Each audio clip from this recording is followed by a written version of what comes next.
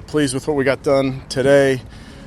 We'll be back inside for more meetings, a walkthrough, and a bunch of NFL mandatory meetings that we're trying to knock out in this camp, and then back out here tomorrow. But really pleased with the work that the guys put forth today. With that, I'll take any questions. Kevin, the kind of the modified 7-on-7 that you guys are going on there with the offensive line, and what's kind of the process that you're trying to, what's the thing you're trying to accomplish? Yeah, I think with 7-on-7, you're always looking for ways to get that as close to a team drill without making it an 11-on-11, which you certainly can do.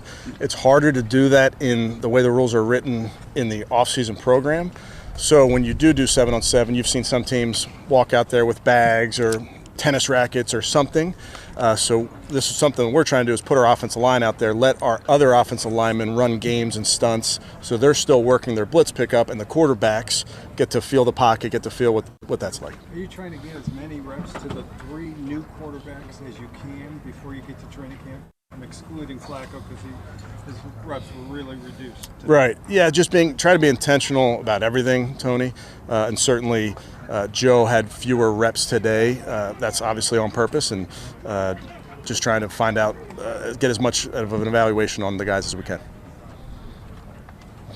It looked like Dylan obviously went first in your first set of 11-on-11s, and it looks like, I don't know, it looked very efficient, like the lights are really starting to come on for him. Can you address that? Yeah, I'm pleased with all the young guys, Mary Kay, and their development. There's a lot that goes into this, and these guys work extremely hard. It's something that I would say each position, we're asking them to do something that is a little bit different than what they did in college. And certainly at the quarterback position, there's a lot that goes into it.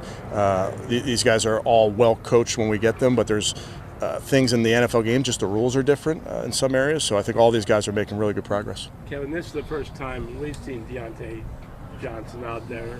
What are your impressions on him? Yeah, Deontay, doing a nice job, obviously getting up to speed with terminology and those type of things, and I think we'll just continue to work. But it's good to have him out here. In terms of your play action passing game, how do you think the 2 rookies are adapting to it? Yeah, I would say for us, Tony, from a system, we want to be able to get under center and run play action, be in the gun and run play action, be in the pistol. I mean, we don't want to limit ourselves in any way. I think the quarterbacks as a group are all capable of doing all of that. I think that's the really fun part with this group of quarterbacks. They can kind of do it all. I think it's an impressive group across the board, but I don't think there's a desire to, you have to do this or you have to do that. Gabriel did much of it at Oregon? I don't think anybody's done much of it in the college game. I was at a high school camp last night. Coach Lombardo and the St. Edward Eagles had their quarterback camp for young kids, and I went over to see Coach Lombardo, and he was teaching under center. And he said, how many of you guys are under center in grade school? And not very many hands went up. So I think as we get them out of high school, out of college, there's just fewer reps of those going around. So not many guys come in the league with under center. What about Miles? How nice to see Miles in the house, and just looks like he's obviously in great shape and has worked hard. Yeah, good to have Miles in the building, obviously being around his teammates, and as you can imagine, is in great shape. And it's good for us to just see where these guys are, get some work in, and obviously expose them to some of the different nuances to what we're doing. How important just are the conversations between the quarterbacks themselves to getting, not just the rookies on, up to speed, but even a guy like Joe, on the same time? Yeah, I've told you guys before, and this is the truth, and it's true today even. I thought the discussion that occurs in the quarterback room is outstanding. It's fun.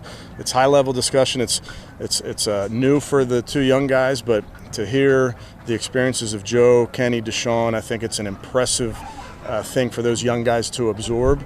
And there's a lot of different stories that we hear of the guys, and we have different reps from their careers that they can talk through, but all of that is just invaluable for a young quarterback.